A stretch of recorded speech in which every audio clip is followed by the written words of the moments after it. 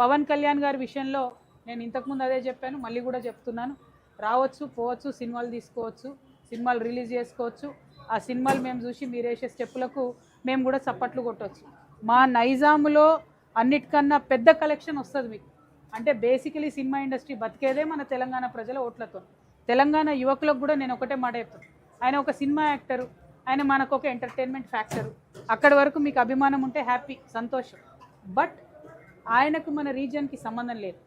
ఆయన ఆంధ్ర ప్రాంతానికి సంబంధించిన డిప్యూటీ చీఫ్ మినిస్టర్, అక్కడ అధికారంలో ఉన్నాడు. ఆయన ఆంధ్ర వ్యక్తి.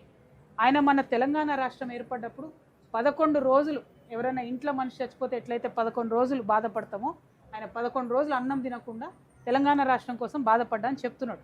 సో నేను మా యువ మిత్రులందరినీ, మా యువతులందరినీ, పవన్ కళ్యాణ్ గారి అభిమానులందరినీ ఒకటే కోరుతా ఉన్నా, ఆయన అక్కడ రాజకీయం చేసుకొని ఇక్కడ సినిమాలు తీసుకుంటే ఎవరికేం అభ్యంతరం లేదు.